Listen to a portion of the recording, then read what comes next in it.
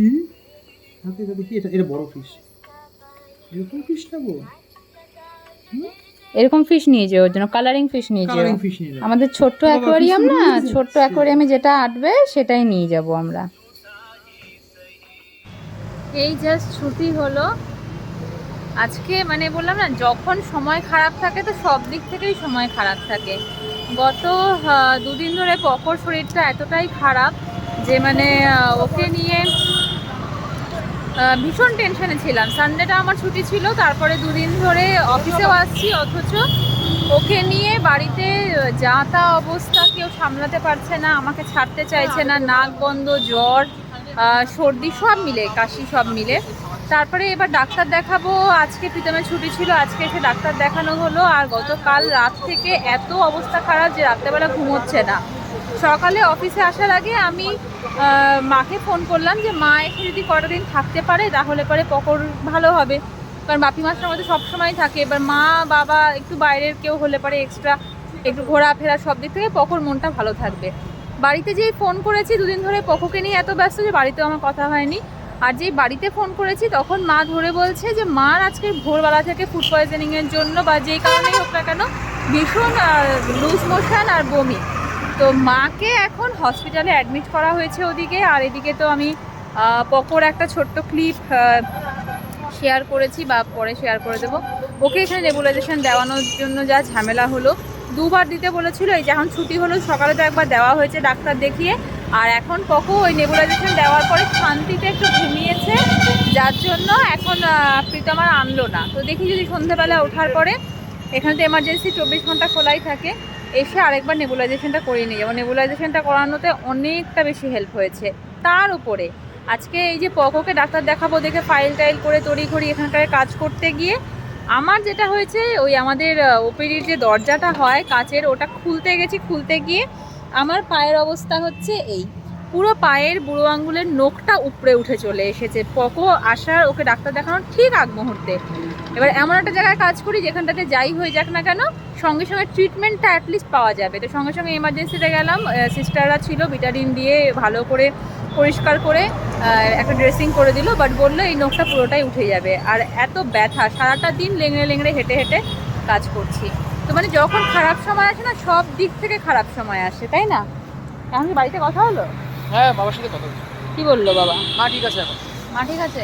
বাড়ি চলে যাচ্ছি। আমার সাথে তো কথা হচ্ছে না, যেহেতু আমি অফিসে আছি, নেটওয়ার্কের প্রবলেম। তো প্রীতমের সাথে কথা হচ্ছে। তো এই যে এখন আমিও বাইরে এসে দেখলাম ও বাবার সাথে কথা বলছিল, তো বললো মা এখন ঠিক আছে। তো আমি এখনও অ্যাডমিট হওয়ার পরে কথা বলিনি, এখন বাড়িতে গিয়ে ফোন করব।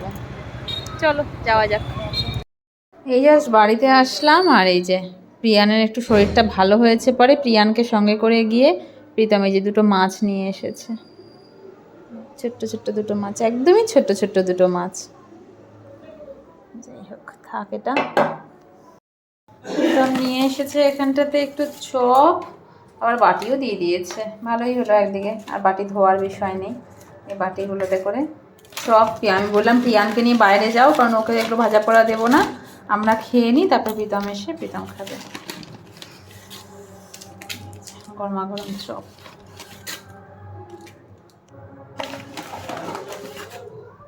চপ এনেছে, আর এনেছে হলো কাটলেট। এই হচ্ছে আমাদের সন্ধ্যের টিফিন। তো বাপিমা আর আমি এখন খেয়ে নেব, আর প্রীতম এসে পরে খাবে।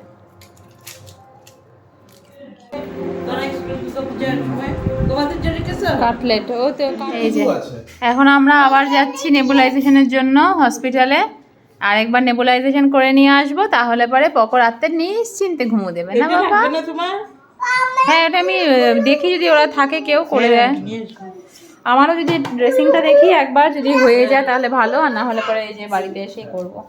একা একা খুলতে ভয়ও লাগে। চলো, হ্যাঁ আমরা ঘুরু ঘুরু যাচ্ছি, চলো। এখনই খুলে দাও বাবা, বলছি তুমি বেশি করো না, নইলে কিন্তু আজ আন্টিটা রেগে যাবে আর তোমাকে কুসুম ইনজেকশন দিয়ে দেবে। এটা তো ভালো। ওটা খুললে ইঞ্জেকশন দিয়ে দেবে, ওটা ব্যথা লাগবে। এটা তো ব্যথা লাগছে না, এটা থাকুক।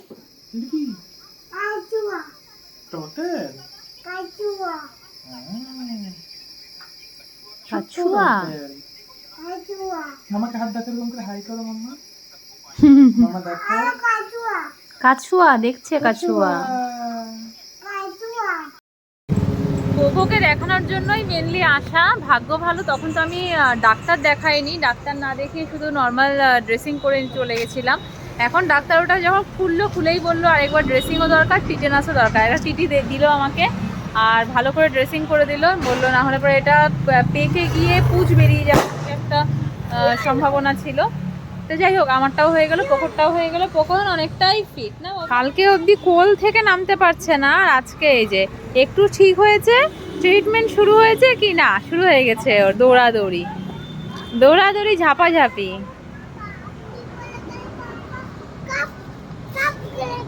কি বলছো? কি এই পড়ে গেলে কি হবে? আচ্ছা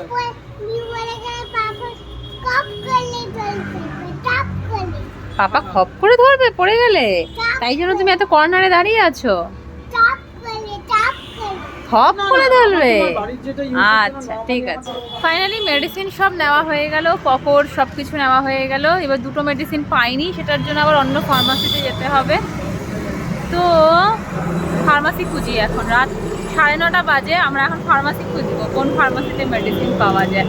এই যে এই ফার্মাসিটা থেকে পেয়ে গেলাম, এটা বাড়ির কাছেই। ও মা, এসে দেখি প্রিয়ানদীপ মাঝখানে বসেছিল, সামনে চলে এসেছে। ওর বাবা সামনে বসিয়ে নিয়েছে, কিন্তু এটাতে বসানো যাবে না। বাবা চল পেছনে চলো, এসো এসো এসো। এমনি ঠান্ডা লেগে আছে, আর সামনে বসে হাওয়া খেতে হবে না। হ্যাঁ ওটা হাম্বা, দেখেছি আমি। এসো।